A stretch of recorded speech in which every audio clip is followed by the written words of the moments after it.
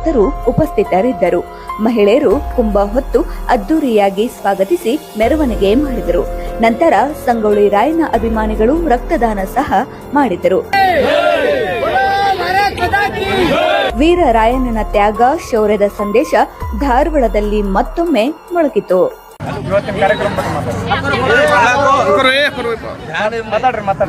ಸಂಗೊಳ್ಳಿ ರಾಯಣ್ಣವರ ಒಂದು ಜನ್ಮ ದಿನೋತ್ಸವ ಹಾಗೂ ಸ್ವಾತಂತ್ರ್ಯೋತ್ಸವದ ಅಂಗವಾಗಿ ಇವತ್ತು ನಾವು ಅವರ ಒಂದು ಜನ್ಮ ದಿನೋತ್ಸವ ಸವಿ ನೆನಪಾಗಿ ಒಂದು ಬ್ಲಡ್ ಡೊನೇಟ್ ಮತ್ತು ನಮ್ಮ ಸಹೋದರರಾದಂಥ ಮಲ್ಲು ಪೂಜಾರಿ ಅವರು ಕೂಡ ನಂದಗಡದಿಂದ ಇಲ್ಲಿ ರಾಯಣ್ಣವರಿಗೆ ಒಂದು ರಾಯಣ್ಣವರ ಒಂದು ಜ್ಯೋತಿ ತರುವ ಮುಖಾಂತರ ಒಂದು ಆಗಮಿಸಿದ್ರು. ನಾವೆಲ್ಲರೂ ರಾಯಣ್ಣರ ಅಭಿಮಾನಿಗಳು ಅವ್ರನ್ನ ಸ್ವಾಗತಿಸಿದ್ವಿ.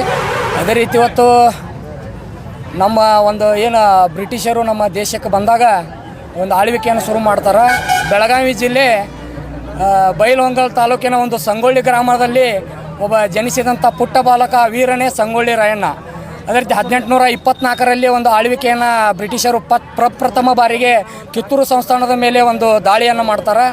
ಅದನ್ನು ಸಹಿಸಿಕೊಳ್ಳೋಕ್ಕಾಗದೆ ಸಂಗೊಳ್ಳಿ ರಾಯಣ್ಣವರು ಕಾಡು ಮೇಡುಗಳಲ್ಲಿ ಎಲ್ಲರೂ ಸೇರಿ ಒಂದು ಸಂಘಟನೆಯನ್ನು ಕಟ್ಟಿ ಅವರ ಕನಸು ಒಂದಾಗಿತ್ತು. ಸಂಗೊಳ್ಳಿ ರಾಯಣ್ಣವ್ರದ್ದು ಯಾವ ಒಂದು ಸ್ವಾರ್ಥಕ್ಕಾಗಲಿ ತಮ್ಮ ಸ್ವಂತಕ್ಕಾಗಲಿ ಕುಟುಂಬಕ್ಕೋಸ್ಕರ ಯಾವತ್ತೂ ಅವರು ಹೋರಾಡಿಲ್ಲ.